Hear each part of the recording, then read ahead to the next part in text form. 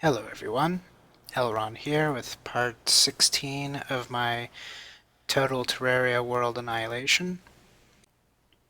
So last night or the night before I did some casuals in Counter-Strike, trying to get my experience up. I haven't been doing too many of those recently, and as a result I've kind of noticed something. In the past few months, I've gotten what I guess you can call AI fat. Um, it's I guess that kind of term is kind of like a play on water fat from the Frank Herbert Dune series. Um, uh, the idea is the Fremen are the natives to this desert world that has like basically the harshest conditions in the known universe, and like water is worth more than life there, and so like water's so scarce that they actually take people's corpses and basically melt them down into pure water. Um, so the Fremen like to call outsiders water fat because they haven't acclimatized to the arid terrain or climate rather, um, because it generally makes sense if you think about it, because the drier the climate, the less moisture your body's going to be able to retain over time. So basically, AI fat, instead of relating to like, you know, the luxuries of, having abundant water, AI fat is the luxury of playing too many video games that are fully AI based. So basically, I've spent a really long stretch not playing anything that's PvP at all, which makes sense because I'm not really into PvP games in general. Counter Strike's kind of that weird exception that, I was willing to give that whole thing a try.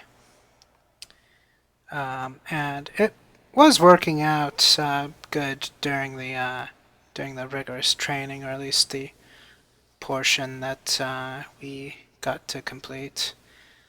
Um, but since then, I've been playing Terraria, obviously, and other games that are 100% AI based.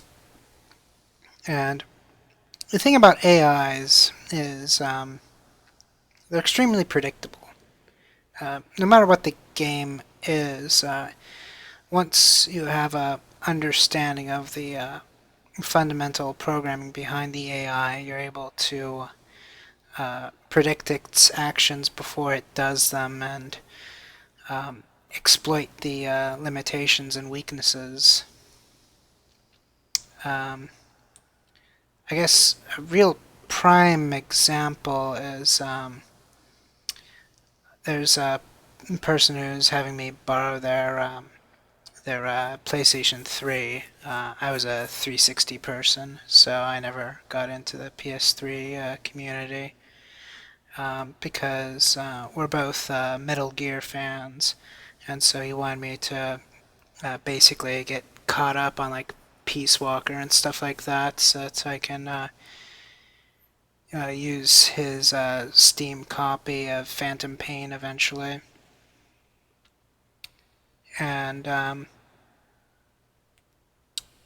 after a couple weeks of playing that, I'm now at the point where I'm just grinding out the various vehicle extra ops battles, and eventually I just realized that um,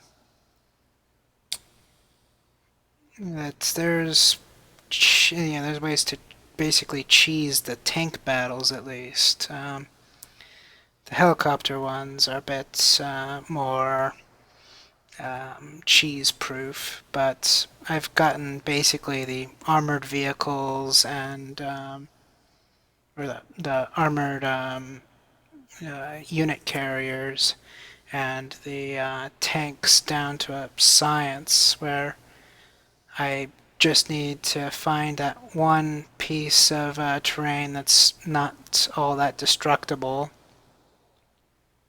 Um, and also that one spot where the the the entourage um, kind of breaks down and doesn't really understand how to appropriately handle my location. So, like in the banana plantation map, that cheese spot is inside that one little building.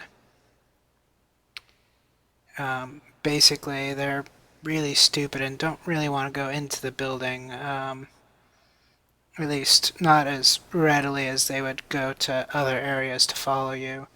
So it gives you a better opportunity to handle them one by one or two by two. And until most of it's destroyed, the vehicle's not going to really bug you during that process either. And